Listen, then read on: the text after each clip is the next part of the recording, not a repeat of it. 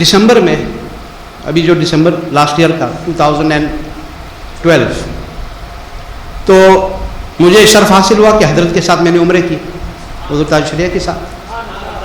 چند لوگ تھے. دسمبر کا ٹائم کوائٹ ہوتا ہے وہاں, ویزے سب کو نہیں دیتے.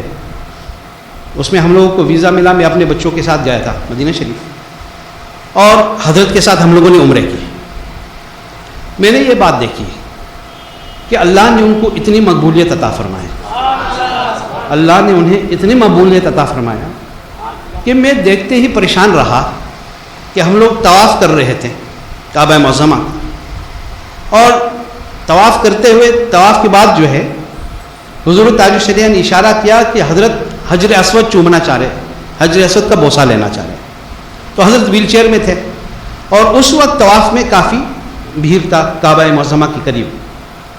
اور آپ نے جو دسمبر جنوری وغیرہ میں گئے آپ نے دیکھا ہوگا کہ اب نیا جو سسٹم لگایا ہے کہ لائن لگانا پڑتا ہے حجر اسود کو چومنے کے لیے.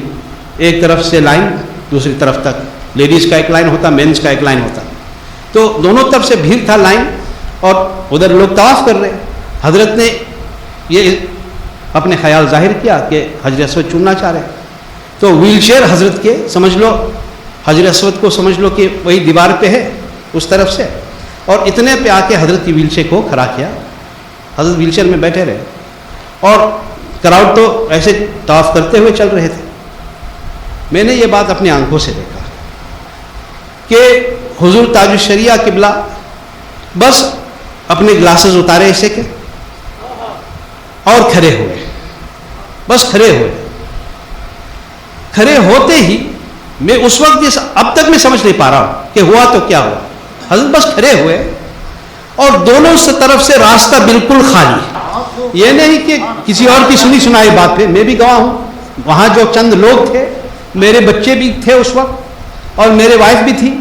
میں اپنے بیٹا کو 10 سال کا ہے اس وقت, میں نے کہا محمد ابو البرکات, میں نے کہا یہ دیکھو سامنے حضرت کے ساتھ کیا ہو رہا ہے. یعنی حضرت اٹھے بس دونوں طرف سے ایسے راستہ خود بخود راستہ کھلا, اور جو حجر اسود چومنے جا رہے تھے لائن والے وہ بھی اچانک الگ ہو گئے, اور حضرت اور حجر اسود کے درمیان میں ایک بھی آدمی نہیں چل رہا تھا. یہ میں نے اپنے آنکھوں سے دیکھا. یعنی طواف اب بیک سے ہو رہا تھا, پیچھے سے, اور حجر اسود چومنے والے سب خود بخود ایسے دو سائڈ ہو گئے, اور حضرت اور حجر اسود کے درمیان کوئی بھی نہیں.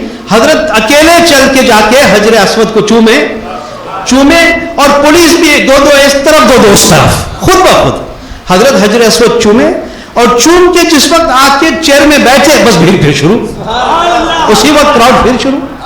تو یہ حضرت کی مقبولیت کی علامت ہے, یہ ان کی مقبولیت کی علامت ہے کہ حجر اسود بھی دعوت دے رہا. اور دعوت کیوں دے رہے ہیں حضرت تاج الشریعہ کو, یعنی حجر اسود چومنے کے لیے, کیونکہ اس زمانے میں اہل سنت کے اور عاقد عالم صلی اللہ علیہ وسلم کے دربار کے سچے نمائندے ہیں, سچے ریپریزنٹیٹو ہیں سرکار اعلیٰ حضرت کے ذریعے سے.